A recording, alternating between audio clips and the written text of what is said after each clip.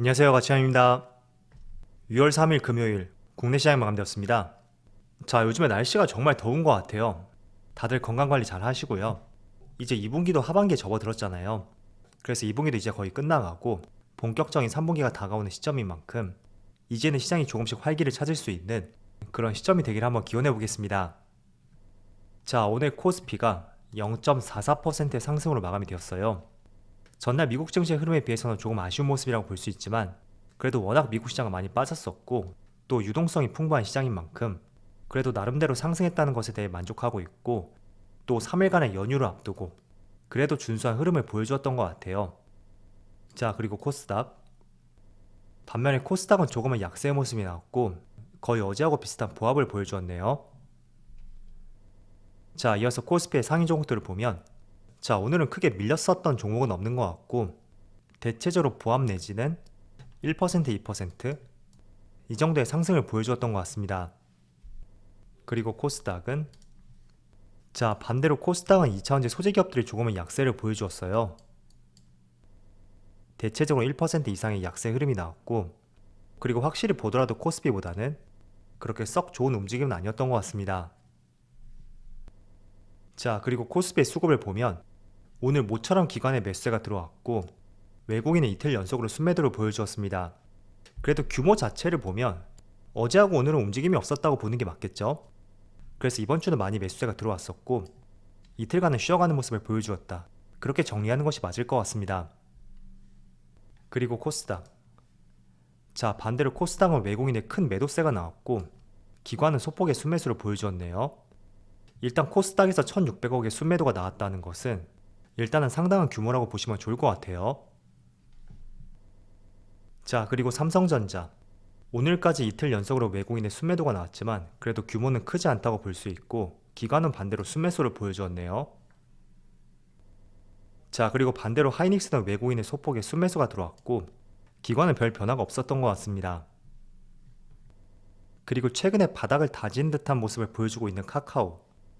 역시 오늘까지 외국인의 4거래일 연속 순매수가 들어왔고 기관도 마찬가지로 같이 순매수를 보여주었습니다. 자, 그리고 삼성 SDI는 외국인의 순매수가 들어왔고 기관과 개인은 순매도를 보여주었죠. 일단은 매도 리포트가 나오고 나서 30일이었나요? 아마 이쯤에 나왔던 것 같은데 그 이후부터 외국인의 매수세가 꾸준히 들어오고 있습니다. 이 점을 유의깊게 보시면 좋을 것 같아요. 자, 이어서 주체별 매매 동향에 대해서 살펴보도록 하겠습니다. 6월 3일 외국인이 가장 많이 매수한 종목은 SK이노베이션, 삼성 SDI, SKC, 삼성바이오로직스, 셀트리온 이렇게 5종목을 순매수 상위종 올렸습니다. 2차전지하고 바이오 종목 이쪽을 많이 집중을 했던 것 같고요. 그리고 기관은 삼성전자, SK이노베이션, LG화학, 하나솔루션, 카카오 이렇게 5종목을 순매수 상위종 올렸습니다. 자, 이어서 글로벌 증시를 살펴보겠습니다. 어제 다행히도 미국 증시가 한 차례 반등에 성공했어요.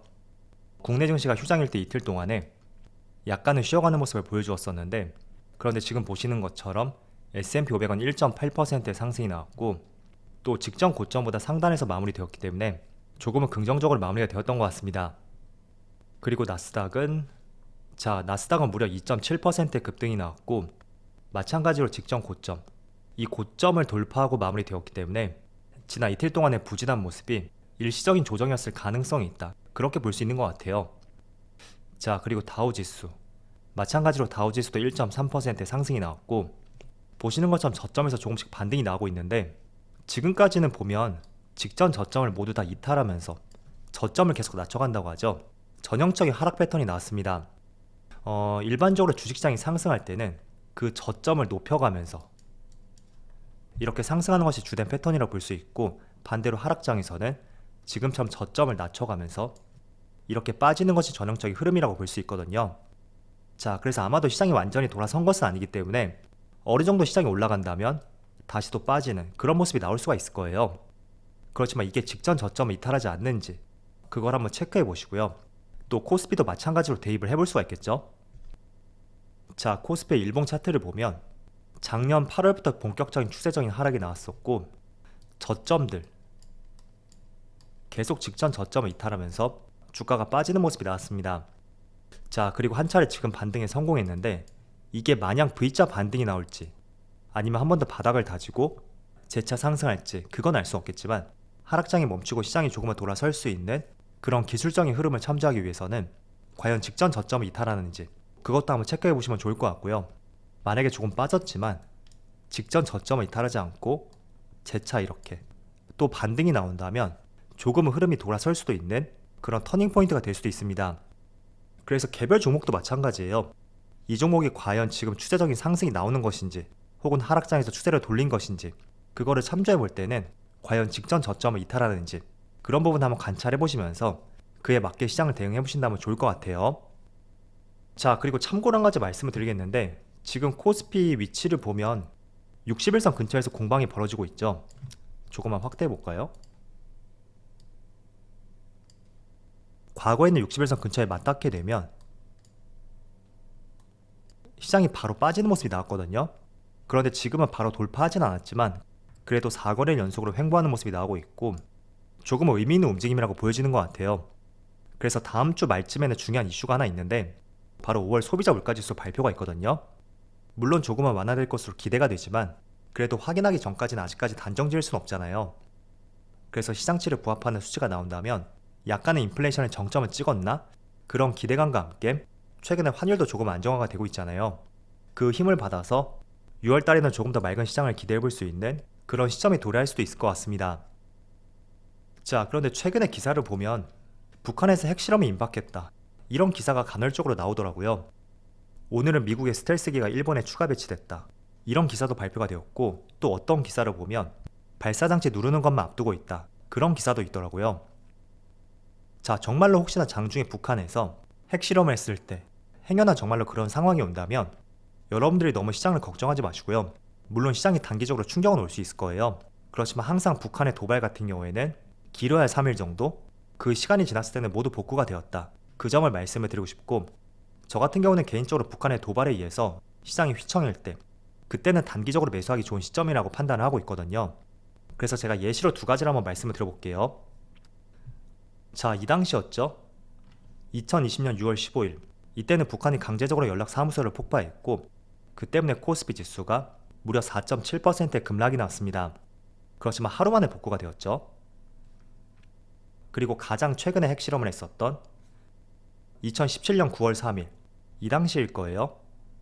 그때 북한이 6차 핵실험을 단행을 했고 코스피 시가가 마이너스 1.7%에서 출발했습니다.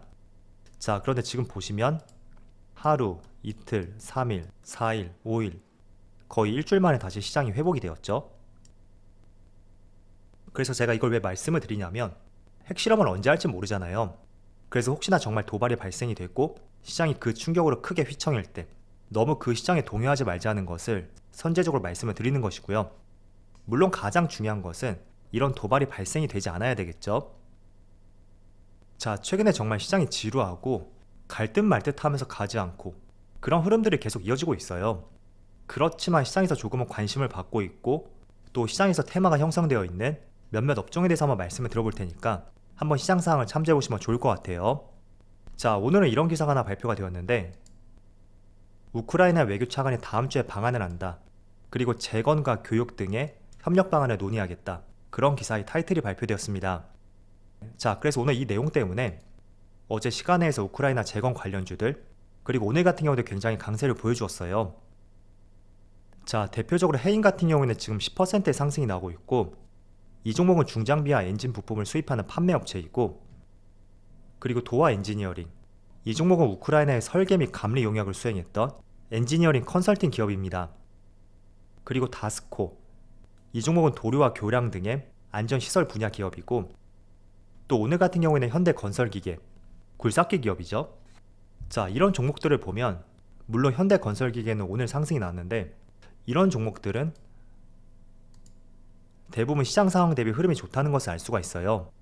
그래서 오늘도 좋은 기사가 나왔지만 최근에 전쟁에 따른 우크라이나 재건 기대감 그런 것들이 관련주로 수급이 몰렸다고 생각이 되고요. 또 두 번째로는 바로 태양광 관련주죠. 제가 태양광 관련주는 첫 상승이 나왔을 때 아마 이 당시에 말씀을 드렸을 거예요. 장기간에 횡보하던 주가가 많은 거래량을 터뜨리고 강한 상승이 나왔을 때, 그때는 주가가 얼마나 더 상승할지 모르겠지만 단기적으로 관심을 가지는 것이 맞다, 그런 취지로 말씀드렸습니다. 자, 그런데 OCI를 보면 여전히 흐름이 좋고 하나솔루션도 마찬가지로 흐름이 상당히 좋죠. 그리고 중소형 관련주들, 특히 SDN 같은 경우도 강세를 보여주고 있고, 현대에너지솔루션 마찬가지로 강세를 보여주고 있어요. 그리고 신성 ENG도 마찬가지고요. 자, 일단 태양광 관련주는 폴리실리콘 가격이 상승함에 따라서 작년에는 원자재 가격 상승분이 판매가에 제대로 반영이 되지 않았습니다.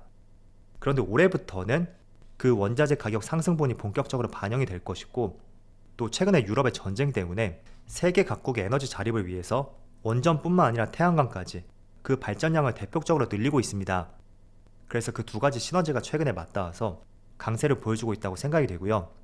물론 제가 조금 전에 말씀드렸던 우크라이나 재건 관련주들, 그리고 태양광 관련주들, 물론 최근에 강한 상승이 나온 위치입니다.